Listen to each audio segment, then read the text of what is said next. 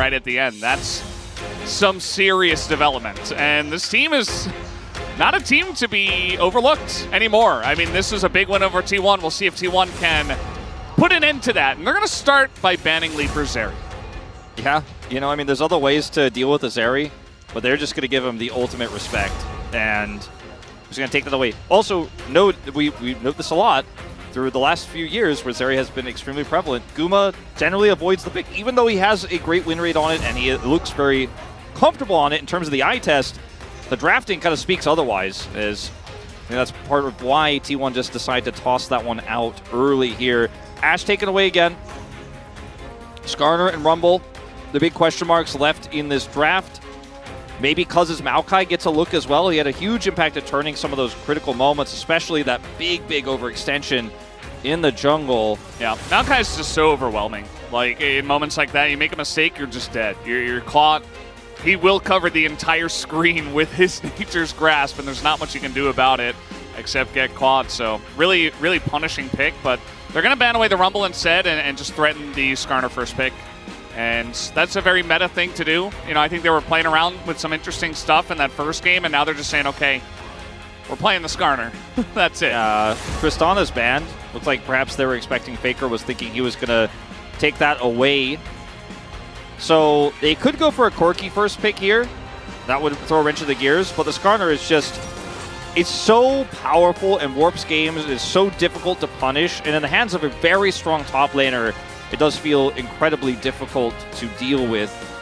But it has fallen off quite a bit in recent times in terms of the win rate, especially hasn't been as high as you would expect. As Vayne into this. No. No reason to do this. Darius into this, or just Talia. Block that one in. We'll get the Cassante first. Yeah, I mean, there's so many things that you can play in the Skarner nowadays. It doesn't have to be Rumble. You can semi-handshake with Cassante, you can play TF, you can play different, you don't even have to pick top lane right now, oh, yeah. You were mentioning. Yeah, I mean, they could have just gone for a Talia lane, but looks like Corki is what they're going to prioritize now. They're going to push, instead of the Gnar, the Kalista lane up really fast here into this draft. Kalista Nico, so very face up, but it was definitely going to be banned in the second phase here again for Kwangdong. But this is a very much T1 draft. You have really the only consistent players of this duo in T1. We saw like Execute play the Nico support with Kalista, but to mixed success. The Maokai we knew was coming. I mean, it's a Corki mid. It's another AD. You're going to pick the Maokai. It's been Cuz's best pick. And he's going to make an impact on it again here in this second game. And now the question becomes, what do you ban as T1? What bottom lane do you want to focus? Because there's very few lanes that win against the Kalista. You know, they might ban Varus, for example. Yeah. That kind of outranges it. The Ashe is already banned. Maybe like force him onto a Jhin and then just really try to hard engage in lane and in team fights. They're going to take away the Yone from Faker. So that's going to be the first ban here from Kwangdong Freaks. And yeah, it is very interesting.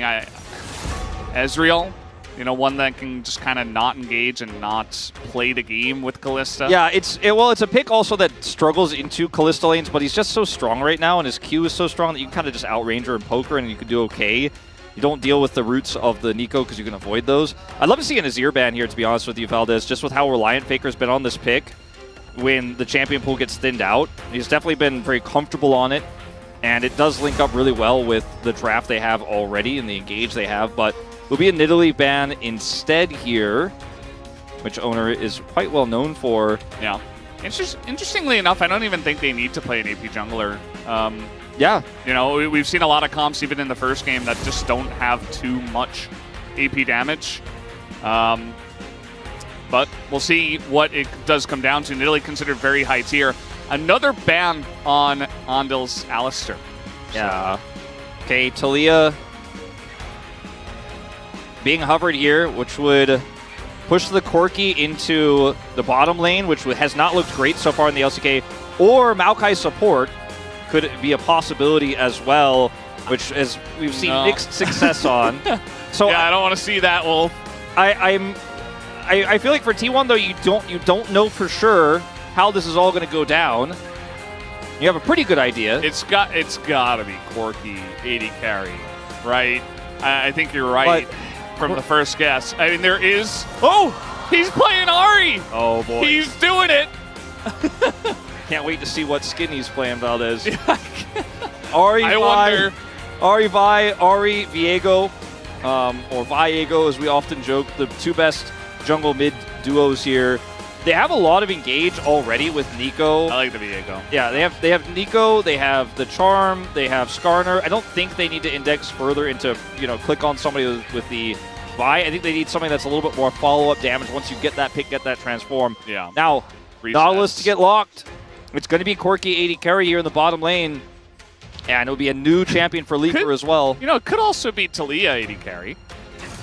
I don't think they would actually do it in the LCK, and I don't know how that would do into Kalista Nico, but you're kind of rocks. Honestly, you're kind of cooking. Like I'm like, well, it's Kalista. Like I'm like, that's actually a pretty cool idea, Valdez. Yeah. Don't tell CV Max. He's put that Talia on the bottom lane before in the grand finals against this very team right here. It didn't go so well. It was a little Pantheon action, but it's got some good synergy with the Nautilus. It's not gonna happen, guys. No. But, so Mike. Oh!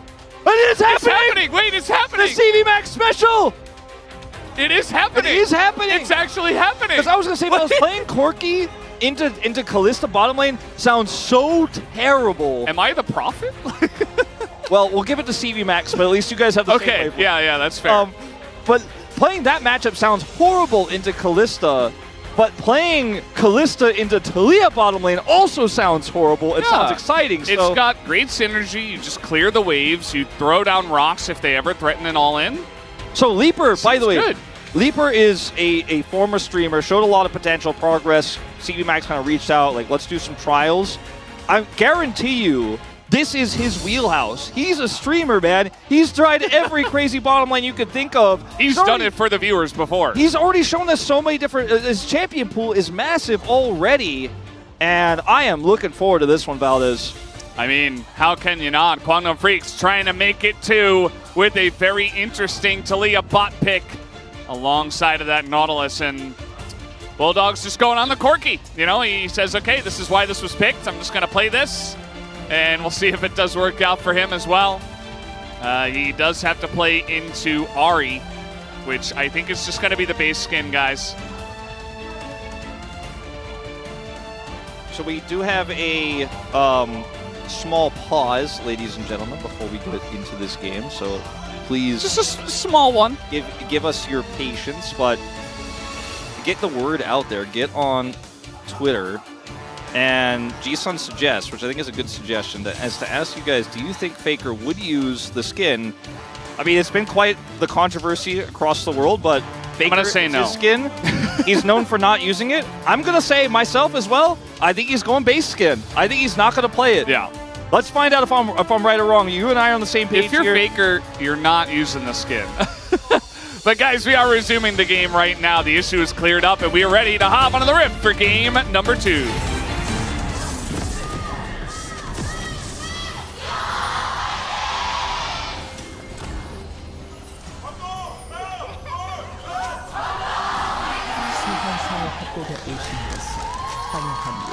All right, here we go. Skin, baby. Guess what? A huge groan from the crowd. Who could have seen this coming? Oh, no. Look, if Barrel wasn't going to use his, do you really think Faker was going to do it? Hey, look, it's a broccoli.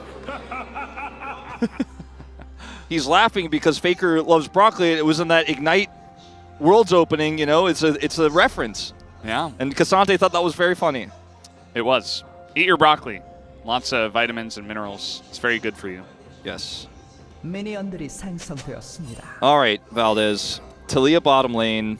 The CV Max special dating back to 2019, I want to say. The SK Telecom Griffin finals. Talia Pantheon.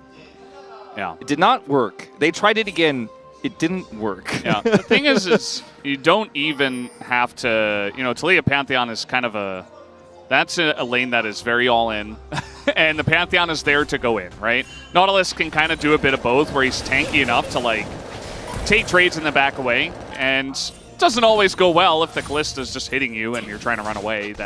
So in general, if they are going to go in, it will still be an all-in, but I feel like the Nautilus is a lot more reliable in general. But the Taliyah itself, I think, is just a great answer to this bottom lane. And again, it doesn't even have to fully interact. You could just clear waves and just say, okay, I'm just chilling. I'm just scaling. I'm just a Taliyah, and we have our AD carry in mid. That's fine. Yeah, and for Gumayusi, it's very annoying to interact with the rocks on the ground. So you have to manage your timings of when you want to look for, those martial poses forward and how you want to actually play around this Taliyah lane, because it can be very frustrating. It means Keria has a big role to play. Oh boy. As Viper lost to Teddy. LCK Spring Finals 2019!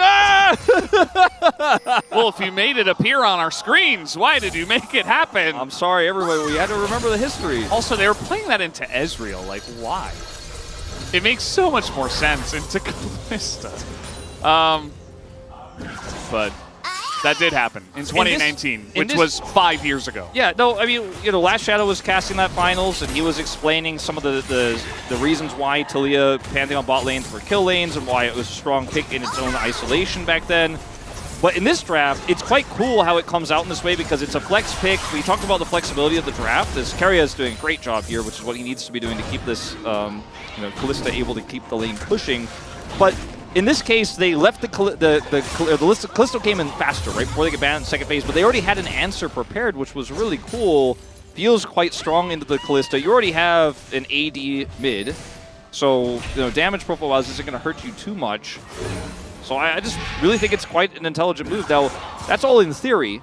We haven't seen this just yet, but you can see in the lane that Kalista, especially modern Kalista, is just going to poke you down as well. So that is one thing that Leaper is going to have to deal with. Like when you...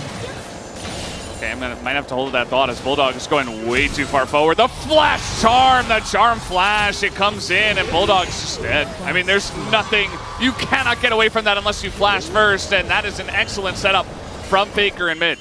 Such a good RE player, sets it up, puts him into a basically impossible scenario. And like you said, I mean, we've seen some crazy good reaction time for Bulldog in the last game. Was caught out that one time, unable to buffer the Glacial Prison, but this one is just so tough, and Faker's so confident to pull this one out. Will be successful there with Oner. Very strong mid-jungle duo. Chain that sees together, high damage output. Bye-bye Corki. Bulldog will teleport back to lane. In terms of the CS, it's going to be fine here for Bulldog, but Faker getting some additional gold.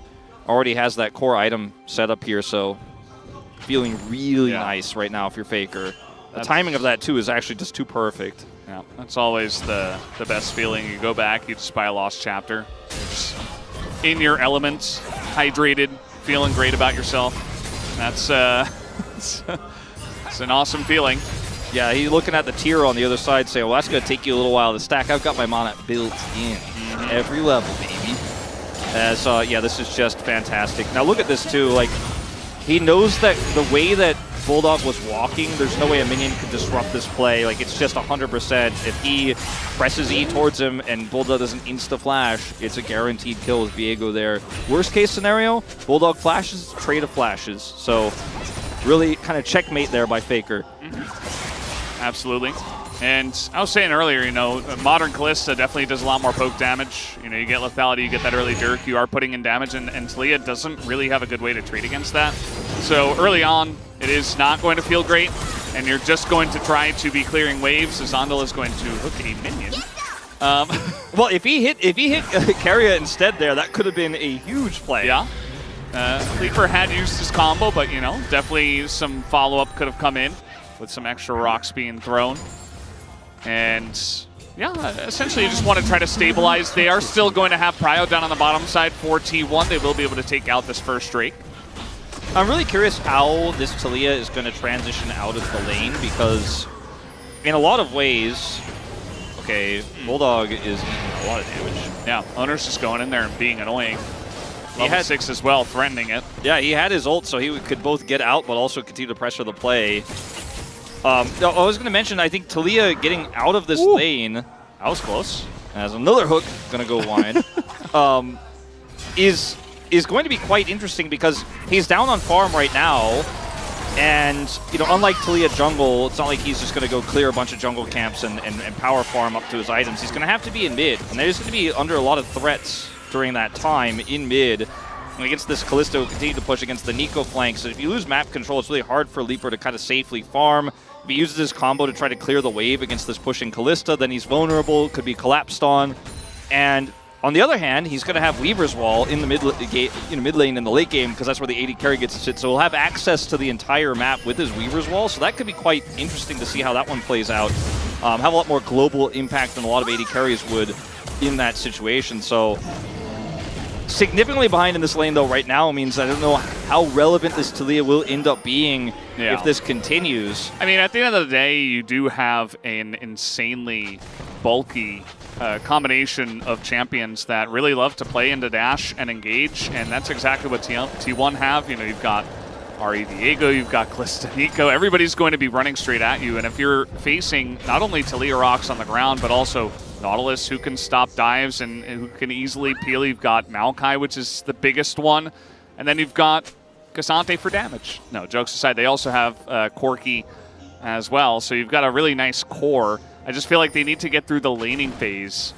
And that's where we're seeing the biggest issue. At this point, it's only 11 CS. I mean, it's not the biggest deal, but certainly still Guma and Keria will enjoy a lane lead. Yeah, I feel like the unraveled Earth fallacy we've talked about it a lot, where it feels like, okay, their team has a lot of dashes, so that means Taliyah value goes way up. It compounds upon every dash, but there's so many dashes that she only has one unraveled Earth. There's so many threats. You have to deal with the Ari that can just avoid it and go find a different angle, the Viego that Heartbreaker right on top of you. You have Keria who can find another flank angle and come behind you and set up for an engage. That I do worry about Leaper's survivability. Chance, level 6 here, and he tries to wall away. That's not going to work, buddy, but, you know, he didn't have many other options. No flash available, and now the stolen Taliyah going to do it to them like that. The double kill going over to Oner, who certainly knows how to play that one, and now the Impale comes in, but the all-out is here, and Zeus is in a lot of trouble. He's just dead. Solo kill,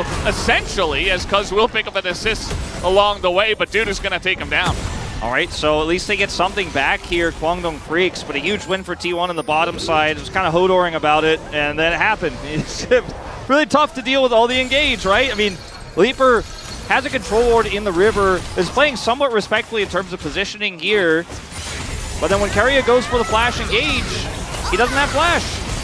He puts rocks down. Doesn't matter. He's dead. Yeah. It's just so flash over the rocks. Yeah, as you're mentioning, and he does that. So it's just quite tricky, you know, in terms of how this Taliyah is going to impact later, is Cuz comes over here and sets up the final aspect of this. That was perfect from Dudu. He had the 2-3 ready and primed right to press it when he got impaled, so that as he got impaled, the knockup was coming in, so it pushed him back towards Cuz. And if that didn't happen, you know, maybe he takes some turret shots, maybe Zeus does survive. So really, he got a big hug from CV Max, Dudu did, and it seems like Dudu is kind of back in form, from what we can tell, at least in this series. His team has been historically pretty momentum-based, and they've got it right now. Not in this game, but in the series at least, and in this season. 3-0 right now. But it's going to take a comeback, I think, a second time in this one if they're going to win this game, because right now T1 have full control. I mean, look at the proxy from Zeus top side, knowing that Cuz is bottom of the map right now, doesn't have his ultimate either. Just coming around for even potentially a pinch here onto Bulldog. Oh man, there's just so much action here, so much potential for action. This Bulldog's like, oh my god, they're coming for me. Poor Bulldog, he's just been pressured the entire game. Like, he must be so nervous the whole time. This game, last game, they're all just trying to dive the Tristana on the last one. Now they're trying to get on the Corki. It's not an enjoyable time. So many threats. Figures like I get the Corki or I get the minion. Win-win. Yeah. The minion all the way. This is going to be second Drake here for the side of T1. See what soul it is. Cloud. Pretty good for Ari, I would say. Yeah. Very strong as the hook is going to come in. He will find all three of them in the knockup. But essentially, it's just a disengage from the side of Quantum Freaks' bottom lane. And they will be able to deny the dive for now. But you see it brewing once again. as Dudu and Cuz are up on the top side of the map. They know they don't have any support, so they just have to back away from this one. Yeah, Grub's not really even feeling that powerful with this comp at the moment either, but at least they get something. But this is just so much value bottom side. Keria. They just kind of wall for protection. And does work out. Leaper gets in, gets the wave, but still down 21 CS. And Oner is a massive carry with the amount of gold he has in his hands right now.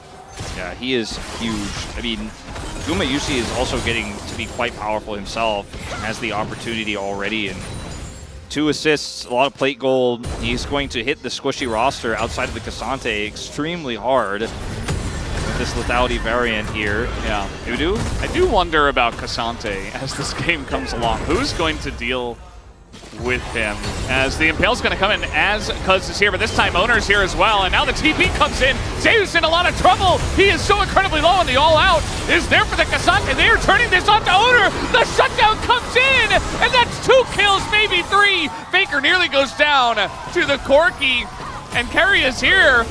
Let's see what he can do, as they know it's him.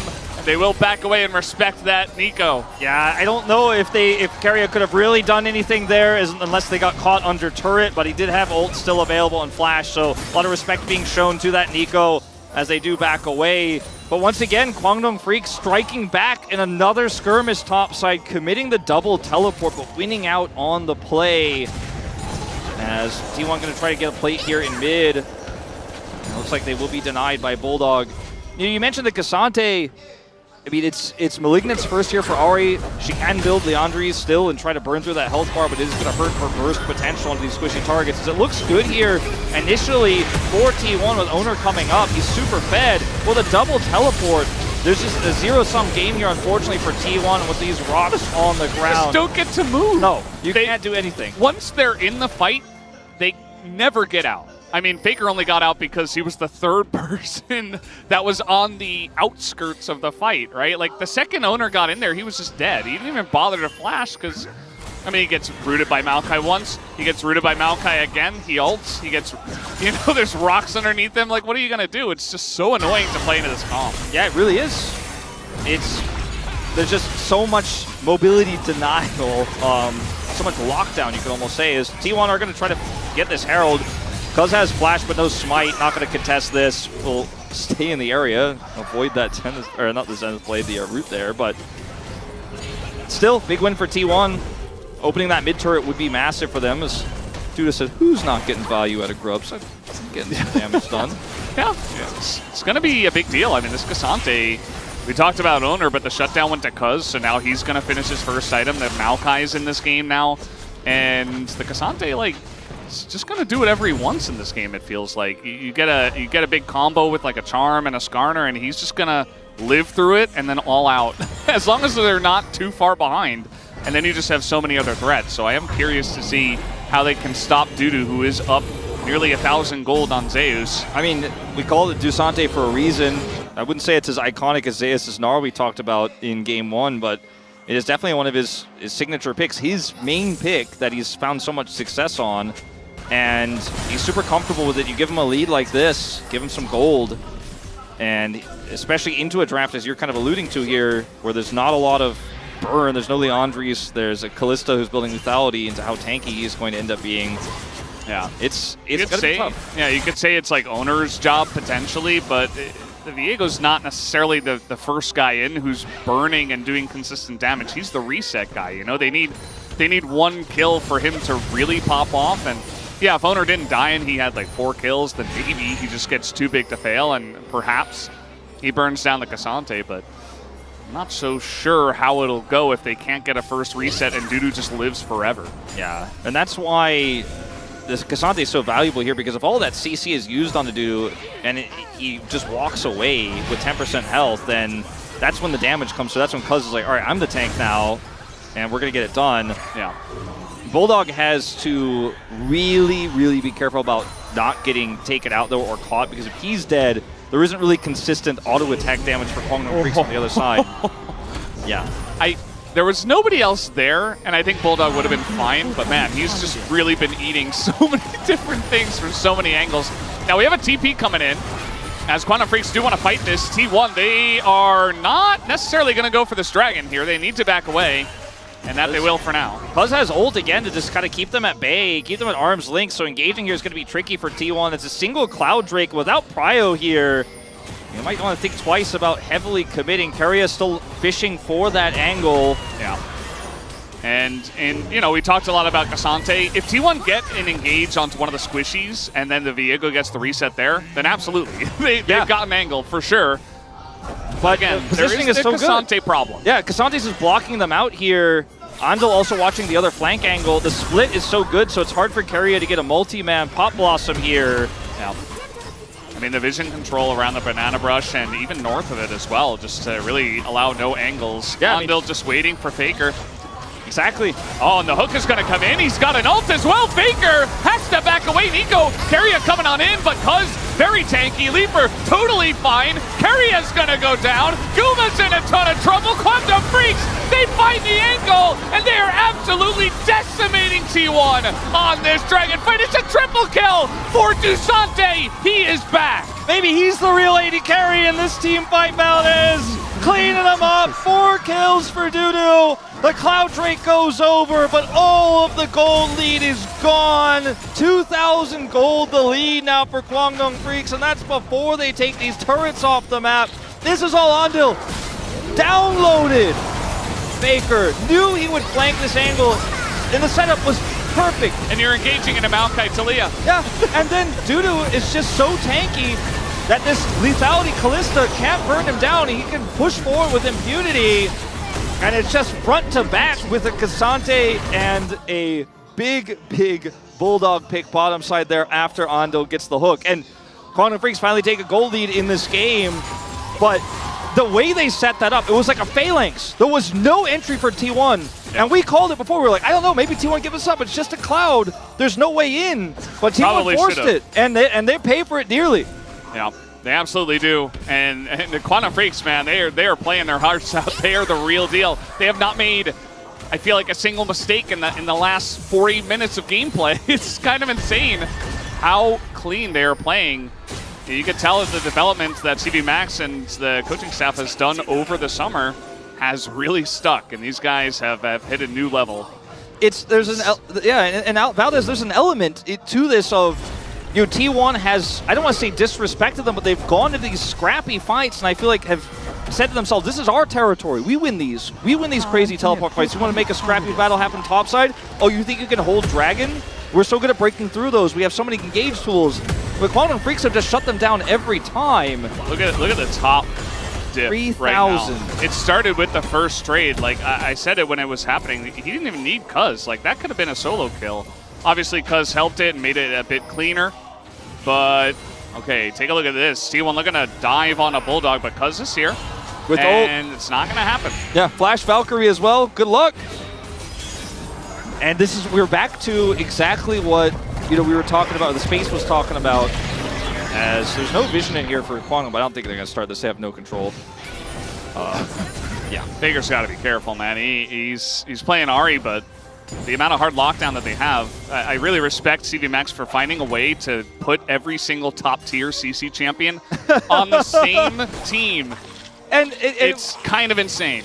The space was talking about it moments ago when Keria got caught, you know, before the Baron trying to clear vision. Do you want to find themselves in this position again that they've been in so few times, you know, over the last few years, except really exclusively against Genji, sometimes against Hanwha, where they just don't have control over the map at all around these objectives and have to try to fight their way in. It almost feels like they're not used to it, but Quantum Freaks are just locking every door and throwing away the key. There's no entrance. There's no path for this engage. Yeah, it's an interesting point because we talk about this all the time when lower-level teams are in the lead. They don't know what to do with it. They're like, how do we control vision? How do we control the Baron? How do we control the objective? T1 are like, how do we get control, you know? And it's not like T1 are messing it up. It's just Quantum are playing it so well, there's just not a huge angle. And we talked about all the threats on the leap or all the engage angles. But if you have vision everywhere and you control every choke point, you can't engage. It's just not possible. There's no secret trick. Like, that's what happened to T1 on that last fight in Game 1. Yeah. That's what happened to them on the last Dragon, is Quantum Freaks have shut every door. T1 can't just, like, you know, Hermione used the spell and opened the key. Like, I don't know. Yeah. Like, I think if T1 got a larger lead in the early to mid game, we would be seeing a very different game where T1 have control of vision. But now we're just seeing Cuz throw this into, you know, trying to smite it so he gets the root down, but it's not going to happen. -1 Edge of Night. Yeah. Proactive play. Okay, nice. But yeah, it doesn't quite work out. But yeah, I mean, the fact that T1 are behind now, it's so difficult because the turn off of Barons, off of objectives, and if Quantum Freaks have vision control, how do you find and engage? How do you get Nico flanks? How do you go straight forward at this team? Now, if they pick Bulldog, that's going to help. But the TP is going to come in, and Zeus, that's doo-doo, and it's the Talia, as now we got teleports coming in from T1. It's only Leaper who gets knocked up. He's going to be blown up. Bulldog goes down. Leaper goes down. T1, they find the angle. Cuz was not here at all. And they call the bluff of Kwangdong. They say, okay, you want to fight? Let's fight. Doo-doo's going in 1v4. Not sure about that, as he's kind of immortal, but is he this immortal? That doesn't look like it. He will go down. Ando will as well. And Kwangdong Freaks, they finally make the big mistake, and T1 are there to take it down. All right, right before the dragon spawns as well, it's going to be soul point for T1.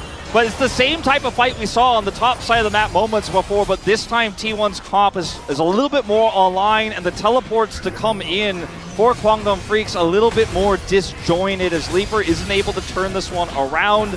And Kwangdong decide, okay, they call for Dudu. You might be able to just pop off your so tanky, and he has Jack Show's rolling, so his resistances are so insanely high.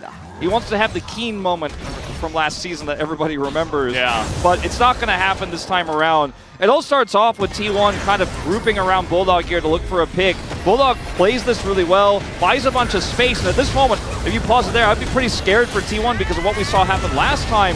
But notice the Leaper angle here. He teleports in, doesn't really set up great rocks to deny engage, and then instantly gets pop blossomed and blown up. So that's a ton of damage gone here. And Dudu, he could do a lot, but with this many members of T1 here and how much damage they have, he just gets focused down through the Jack Shows. After all the cooldowns are gone, he's like, wait, maybe with Andil? But no, not enough damage. Great layering of CC here from T1. First onto Leaper, Bulldog's down. That's the end of the fight. Now T1 will take the gold lead back, albeit slight. Very slight. It's still anybody's game from here, I'd say, as the hook is going to sail wide. Faker's looking for the charm. He's going to find Andil. Andil does not have his aftershock, and he will go down. And Leaper, once again, rough spot for him as the Nico ult will come in. He has to flash it, barely gets away. Now Bulldog is left all alone, and the Impale is massive. He finds the front line, takes down Bulldog, and Cuz is not looking too good either. He does have his flash, and he will utilize it to get away, but that's could be Baron, although there are some low health bars here for T1. Prio's better than gold, Valdez, and when they get the Prio back, you can see how this comp is supposed to work. You can see how the CC is supposed to be layered, and Faker sets it all up. Dudu's still full health. He's full health. T1 are respecting it. But, I mean, for how long is the real question here, if he wants to actually get in and tussle with them. I don't think T1 can Baron off of this play, but I don't think Dudu can punish either. He wants to. He's going in. I mean, there's a wall coming down. We got a potential knockback. It's not going to happen. Nice try, guys. I mean, if Talia is there a little bit faster, maybe there's an angle. But look at this. Like, Kwangdong Freaks here trying to set up this play. Ando misses the hook, and he's just focused down. And when T1 are grouped like this, the CC lands, you get that pick. Look at Oner, he's popping off, he's getting these resets. Yeah, he gets taken pretty low because Bulldog is quite large at this moment in time. But eventually, you're just going to lose this fight without your front line here. Dudu shows up last to the play, and he's the only one that T1 can't deal with. If they CC him, you know, he lives through it, and then the damage comes online. But they CC the front line when he's not there, and then Viego gets the resets. It's pretty tough for Kwangdong Freaks. So Dudu needs to arrive timely. He does have his teleport now to the next fight. Here we go again. Trying to get caught in this choke is Kwangdong Freaks. They really want to secure vision in that bush. Fortunately for them, I think they just kind of have to rely on saplings at this point in time. And that is going to be cleared out by T1. Dudu can't necessarily teleport in because Faker could just deny him unless he walks away from this solo lane. So keep that in mind. It's not going to be easy if the fight breaks out for him to just snap arrive. Because he's a lot of the gold here for Kwangdong Freaks. He's the front line they need so desperately to win these fights. And he does a lot of damage, too. Yeah, he definitely does. I mean, he's kind of the raid boss of Kwangdong Freaks right now. Everybody else is kind of just scraping by. Cuz is in a pretty good spot, but not nearly as good as Oner in terms of the jungle matchup. And Andal's behind on levels, as we did see pointed out by production, only still level 9. Keria's about to hit level 11 at this point and has a arm guard, so definitely a very useful support. I mean, Nautilus, regardless of his level, can still full combo someone and do what he does and then just die, but the thing that Kwangdong has to do, I think, Valdez, to get back into this game is to win a fight or at least win a trade. It doesn't even have to be kills. They need to get back quiet and start to be able to force objectives on their terms, be it a Dragon, which, by the way, this is Soul for T1 if they take it, or trying to force a fight around Baron Vision.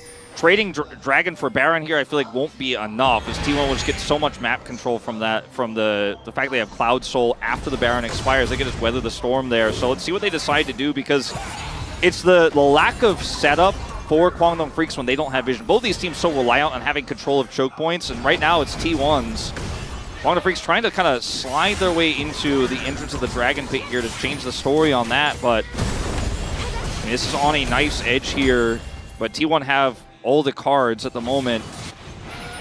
It's crazy how much both of these teams can do when the other team has to walk into the vision.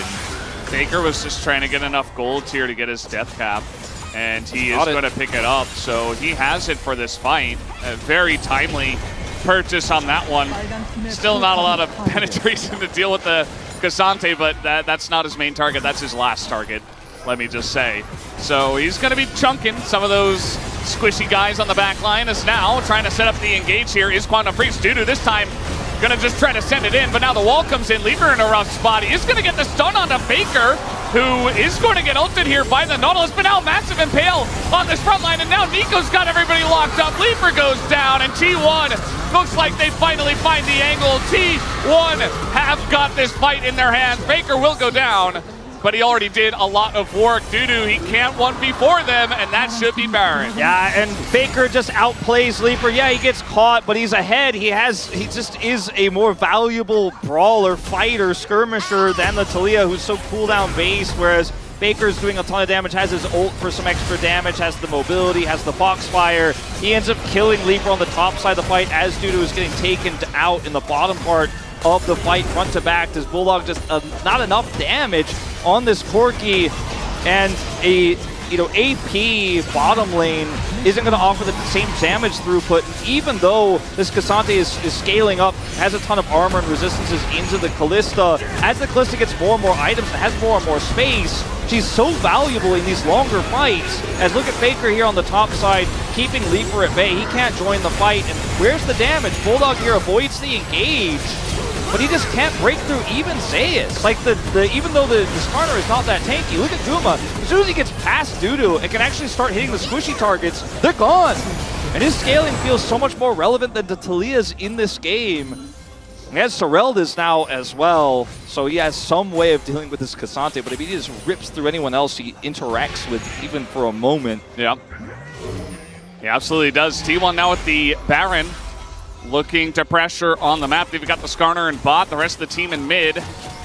And Leaper here on the Taliyah. You know, we talked a lot about the draft. We talked about what would work for Kwangdong Freaks, and it was working for quite a while.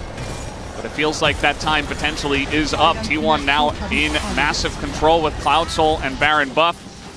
Looking to get something going. Dudu is going to be spotted here in the mid lane, so Faker can easily just back away. Faker does not have Baron buff. Yeah, so just looks like they secured it before he respawned there, because he was taken out at the end of that last fight. He has ult, but no flash. So try him to come in, and yeah, he's just going to utilize the ult, and he goes back in, Cuz has to be careful. If he gets rooted there, potential for a Cuz death, but he does have flash. T1 playing so carefully here. And I think that the Kalista, the longer this game goes on, just becomes so large, so difficult to deal with. even though like Kalista's not escape. Okay. Oh, we do have a Nico in some trouble as Keria. Actually, it's the Maokai who's in trouble. They immediately turn it back, and the damage you talked about is just insane. Even Dudu getting some knockups, it doesn't matter. You can't 1v5. Bulldog is in bot.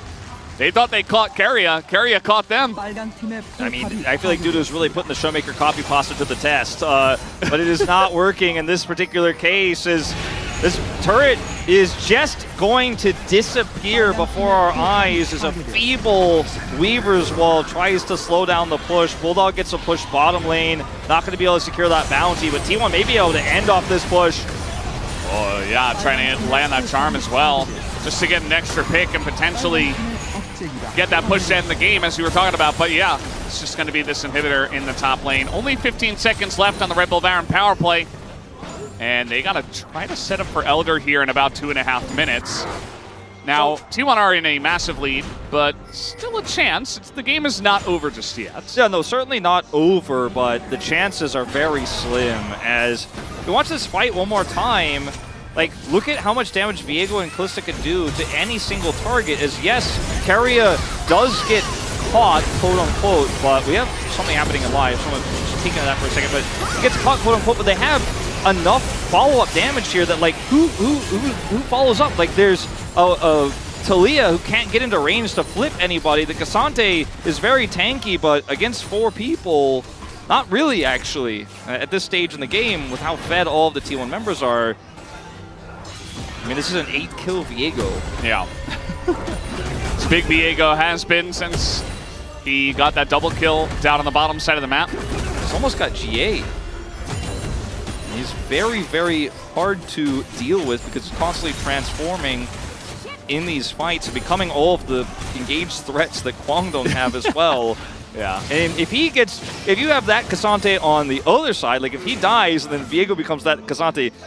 The Talia auto attacks heal him, actually. Yeah, they do. Hurt him. He immediately hits full health, and everybody else on the enemy team dies. I mean, if Dudu goes down in the fight, realistically, the game is over. Like, either Quantum Freaks are running away or they're losing the game. As Keria is just floating around, just,